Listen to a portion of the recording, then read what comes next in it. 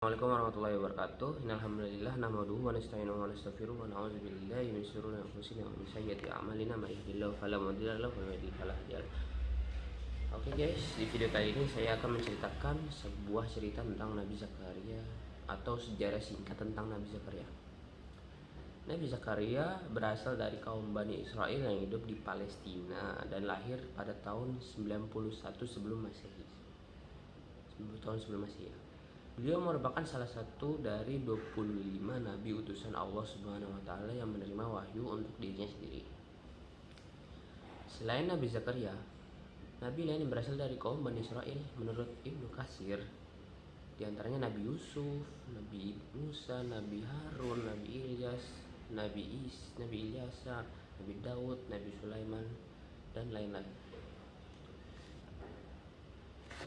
Penjelasan mengenai kisah Nabi Zakaria, beliau masih kanak-kanak hingga masa mudanya yang tidak dijelaskan di dalam Al-Quran, sehingga sejarah mengenai beliau dimulai ketika akhir masa dewasa.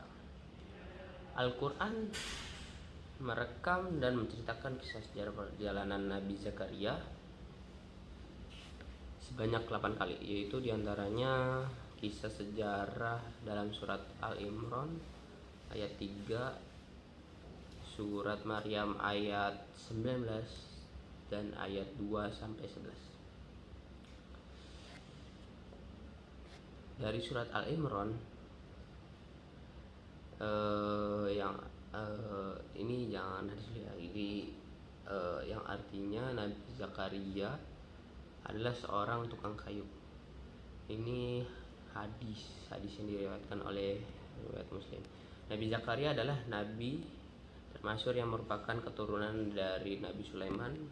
Nama istrinya adalah Al-Yahbi yang berasal dari keluarga Nabi Harun. Nama lengkap istrinya Nabi Zakaria alaihissalam adalah Ilyasya binti Faqud bin Qabil. Nabi Zakaria dan istrinya yang sama-sama keturunan Nabi lalu memiliki anak yang juga diutus oleh Allah sebagai Nabi, yaitu Nabi Yahya. Semasa hidupnya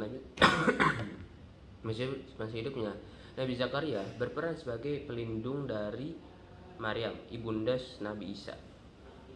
Beliau adalah wali Haikal.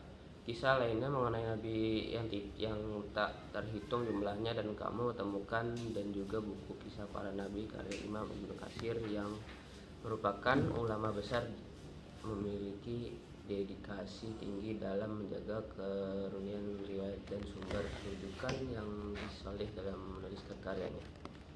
Oke, mungkin sekian dari penjelasan saya.